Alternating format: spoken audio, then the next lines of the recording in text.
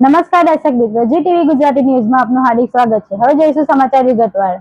Sunshine Global Hospital અને traffic police zone 3ના સંયુક્ત સહયોગથી સુરતમાં ટ્રાફિક અવેરનેસ વીકનો પ્રારંભ। Sunshine Global Hospital Surat traffic police zone 3ના સંયુક્ત સહયોગથી સુરત શહેરમાં ટ્રાફિક અવેરનેસ વીકનું આયોજન કરવામાં આવ્યું, જેનો શુભારંભ આજે ચોપાટી સર્કલ અઠવા લાઇન્સ ખાતે યોજાયો હતો। અવેરનેસ કાર્યક્રમ તારીખ 5 જાન્યુઆરી 2026થી 13 જાન્યુઆરી 2026 દરમિયાન શહેરના વિવિધ મહત્વપૂર્ણ ટ્રાફિક પોઈન્ટ્સ અને જંકશન જેવા કે વાય જંકશન, સેટેલાઇટ વિસ્તાર, ખાટુશ્યામ મંદિર, શહેરના મુખ્ય ટ્રાફિક સ્થળો પર આયોજનબદ્ધ રીતે રજૂ કરાશે। ઉત્તરાયણ પર્વ દરમિયાન ટ્રાફિક સલામતી અંગે જનજાગૃતિ ફેલાવવાના હેતુસર આ અભિયાન શરૂ કરાયું છે। આ અવસર પર સંબંધિત અધિકારીઓ નાગરિકોને અપીલ પણ કરી, જેમાં ટ્રાફિક નિયમોનું કડક પાલન કરવું, પોતાના પરિવારજનોનો સુરક્ષિત ખ્યાલ રાખી અભિયાનને સફળ બનાવવા માટે પ્રયત્ન હાથ ધરવા। Doctor Biren Chauhan, group CEO, Sunshine Global Hospital Surat.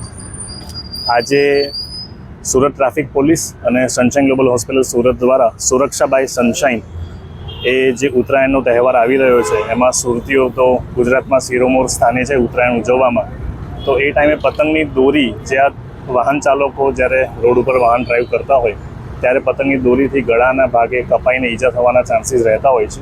છેલ્લા 3 વર્ષથી સનશાઇન ગ્લોબલ હોસ્પિટલ વિના મૂલ્યે સેફ્ટી નેક બેલ્ટ કે જે 2 વ્હીલર ડ્રાઈવર્સને અમે ફ્રીમાં વિતરણ કરીએ છીએ।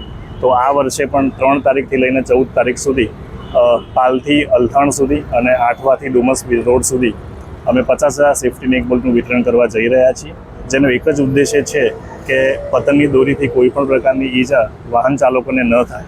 અને લાસ્ટ યર પણ 2 પેશન્ટ જે હતા કે જેમનો જીવ આ સેફ્ટી નેક બેલ્ટ પહેરવાથી બચી ગયેલો। સો અમારી સુરત ટ્રાફિક પોલીસ અને સનશાઇન ગ્લોબલ હોસ્પિટલની એક જ વિનંતી છે, ઉત્તરાયણનો તહેવાર પતે ત્યાં સુધી જ્યારે પણ કોઈ પણ સુરતી બાઇક ચલાવતા હોય ત્યારે આ સેફ્ટી નેક બેલ્ટ અચૂક પહેરે, જેથી કરીને ગંભીર ઈજાથી બચી શકે।